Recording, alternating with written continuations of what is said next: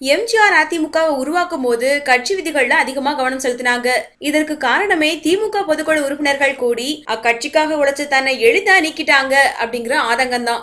அதனாலதான் எந்த ஒரு கட்சியிலும் இல்லாத வகையில அதிமுக பொதுச் செயலாளர் பதவியை தேர்தல் மூலம் நடத்தும் வகையில உருவாக்குனாங்க. அதுவும் அதிமுக அடிப்படை உறுப்பினர்கள் எல்லாருமே வாக்களிச்சுதான் பொதுச் செயலாளர் தேர்ந்தெடுக்கணும் அப்படிங்கிறது தான் கட்சி விதி. தமிழகம் மட்டுமின்றி புதுச்சேரி, ஆந்திரா, கர்நாடகா, கேரளா மற்றும் அந்தமான் தீவுகள்னு எல்லா மாநிலங்கள்லயும் அதிமுகவின் அடிப்படை உறுப்பினர்களால தான் பொதுச் செயலாளர் தேர்வு செய்யப்படணும்னு திட்டவட்டமா சொல்லுது கட்சி விதி. இப்படி தேர்ந்தெடுக்கப்பட்ட ஒரு பொதுச் செயலாளர் தான் துணை பொதுச் செயலாளர், பொருளாளர் மற்றும் தலைமை நிலைய செயலாளர்களை நியமிக்க முடியுங்கிறதா விதி. சசிகலாவை பொறுத்த வரைக்கும் இடைக்கால பொதுச் செயலாளரை மட்டுமே நியமிக்கப்பட்டிருக்காங்க. அதிமுக உறுப்பினர்களால் தேர்ந்தெடுக்கப்பட்ட பொதுச் செயலாளர் இல்ல. அதனால அவரால் ஆர்கே நகர் தொகுதியில இரட்டை இலை சின்னத்தை வழங்கும் ஃபார்ம்ல கையெழுத்திட முடியாதுன்னு ஓபிஎஸ் அணி சொல்றாங்க.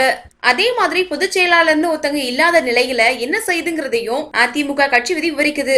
பொதுச் செயலாளர் பதவி காலியாகும் நிலையில முந்தைய பொதுச் செயலாளரால் நியமிக்கப்பட்ட நிர்வாகிகள் அடுத்த பொதுச் செயலாளர் தேர்வு செய்யற வரைக்கும் கட்சியை நடத்தலான்னு இருக்குது. அதாவது ஜெயலலிதா மறைந்துவிட்ட நிலையில அவரால் நியமிக்கப்பட்ட அவைத்தலைவர் மதுசூதன், பொருளாளர் ஓ பன்னீர்செல்வம் உள்ளிட்டோர் தான் கட்சியை வழிநடத்த முடியும்னு சொல்றாங்க அதிமுக விதி. இதன்படி ஆர்கே நகர்ல போட்டியிடும் மதுசூதன் தான் உண்மையான அதிமுக வேட்பாளர் ஆகுது. இதையும் தேர்தல் ஆணையத்துக்கிட்ட சுட்டி காட்டி இரட்டை இலை சின்னத்தை கேட்டிருக்காங்க ஓபிஎஸ் அணி. அதிமுக விதிகள் எல்லாமே சசிகலா தினகரன் கோஷ்டிக்கு எதிராக தான் இருக்குது. அதனாலதான் இந்த அணியினர் நாங்க தேர்தல் நடத்தி பொதுச் செயலாளர் தேர்வு செய்யறோம், கால அவகாசம் கொடுங்கன்னு கேக்குறாங்க. இப்படி கேக்குறது மூலமா சசிகலா நியமனத்தை அந்த அணியில உள்ளவங்களே கேள்விக்குறியாக்கிட்டாங்கன்னு ஓபிஎஸ் அணி சுட்டிக்காட்டியிருக்காங்க.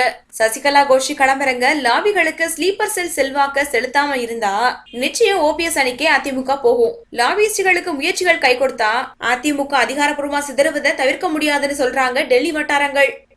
இந்த வீடியோ பிடிச்சிருந்தா லைக் பண்ணுங்க, வீடியோ பத்தின கமெண்ட்ஸ் போஸ்ட் பண்ணுங்க. மேலும் இது போன்ற தகவல் தெரிஞ்சுக்க எங்க சேனலை சப்ஸ்கிரைப் பண்ணுங்க. நன்றி.